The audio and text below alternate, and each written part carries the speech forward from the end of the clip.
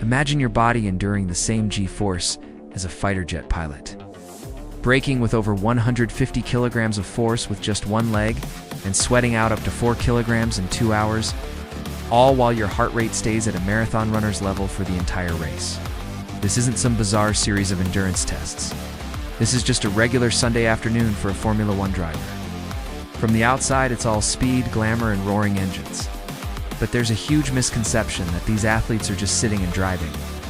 The secret is forged in a world of discipline, far away from the glamour of the track. But unlike a marathon runner who can find a rhythm, an F1 driver has to make constant, high-stakes decisions. It starts months before the season with a training regimen that's focused on 3 core areas. With those insane GI forces, neck strength is completely non-negotiable. Drivers use these highly specialized rigs with resistance bands and weights attached to a helmet. To sharpen their reflexes, you'll often see drivers using light-based reaction trainers, slapping buttons that light up in random patterns. We break down the science and secrets behind the world's most demanding sports every single week. A classic drill is having a trainer throw a tennis ball against a wall from behind them, forcing the driver to turn and snatch it with one hand. It's built around complex carbs for long-lasting energy and lean proteins for muscle repair. A race day breakfast might be something like porridge with berries and nuts for that slow energy release. Lunch and dinner will be lean chicken or fish with quinoa, sweet potatoes, and a lot of vegetables. The goal is to stay fueled without energy spikes or crashes. Drivers have personal physiotherapists working on them after every single session, using massage and stretching to fight muscle soreness and prevent injuries. With a race calendar that hops all over the globe, beating jet lag is its own science. Many drivers practice mindfulness and meditation to stay calm in the chaos of a race weekend. You're not just looking at a driver who piloted a machine for a couple of hours. You're re-looking at an athlete who has sculpted their body to handle the force of a fighter jet. You're seeing a disciplined nutritionist who has measured every calorie and milliliter of fluid. You're re-seeing a mental warrior who has trained their mind to be an oasis of calm in a hurricane of pressure. Visualization is another huge tool. They'll mentally run a perfect lap, a race start, or a wheel-to-wheel battle over and over again. They work with sports psychologists to build resilience, learning how to handle setbacks and manage the insane pressure from the team, the sponsors, and millions of fans. It's about building a mind that is just as strong as the body it's controlling. Drivers work with performance coaches on detailed sleep plans, using everything from strategic light exposure to sunglasses to adjust their body clocks. Getting 8 to 9 hours of quality sleep is treated as essential for sharp reflexes and decision-making. Cold therapy, like ice baths, is also a go-to for reducing inflammation. They're strategic about their protein, too, spreading it out every few hours to maximize muscle recovery. An F1 driver's body is a high-performance engine, and their diet is the specialized blend that keeps it running. The real work happens in the quiet moments of grueling discipline, far from the roar of the crowd. That's how a Formula One driver truly prepares for a race. Dehydrating by just a few percent can cause a catastrophic drop in focus. From racing to rugby, we uncover the training secrets of elite athletes every week. Let us know in the comments which sport you want us to break down next.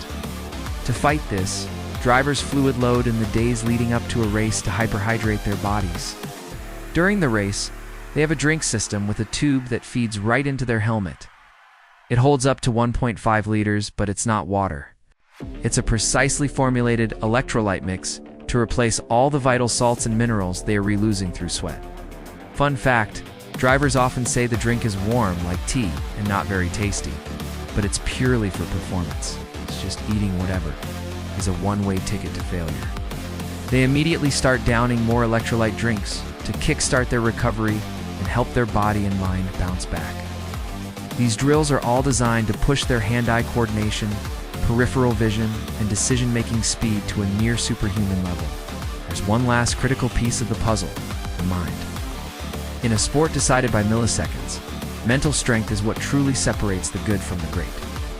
As 7-time champion, Lewis Hamilton said, "Drivers go through a huge psychological and emotional roller coaster that it will be really hard for people to comprehend.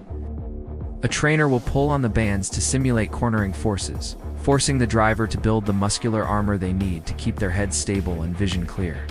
This goes hand in hand with intense core work, because that's what stabilizes the whole body against the violent bumps and vibrations of the track. They're adjusting brake bias, managing fuel, talking to their engineer, and fending off rivals all, while their body is screaming at its absolute limit. They can burn up to 1,500 calories in one race.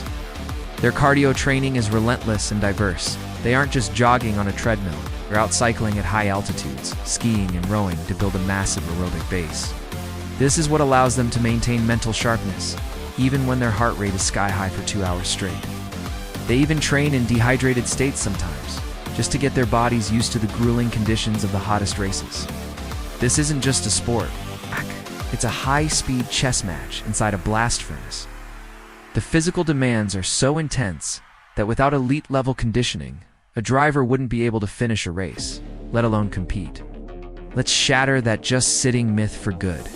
When a driver hits a high-speed corner, they're hit with lateral G-forces of up to 5 or 6G. What does that feel like? It means their head, with the helmet, suddenly weighs 5 or 6 times more than normal. Imagine trying to hold a 25-kilogram weight perfectly steady with just your neck.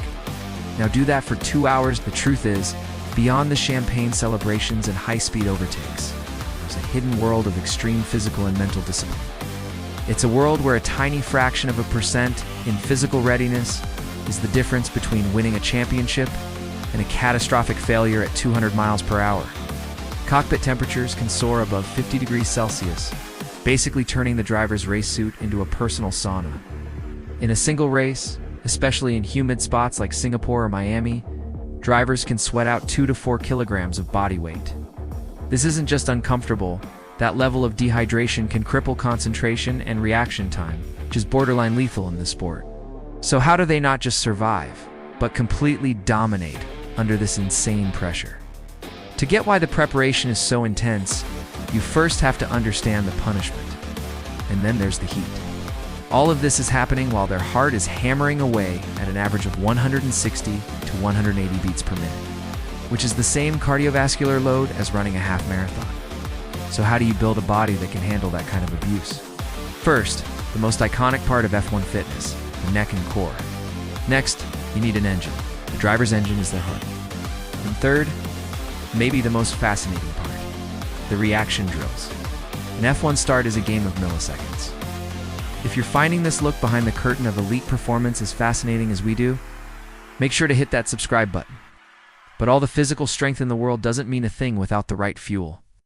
On a race weekend, a driver's diet is planned down to the gram, but hydration, that's a whole other level of science. The second they're out of the car, rehydration is the #1 priority.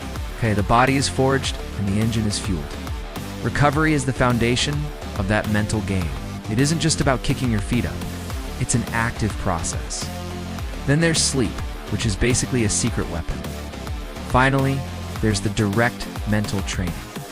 So, the next time you see a Formula One driver celebrating on the podium, remember everything you didn't see.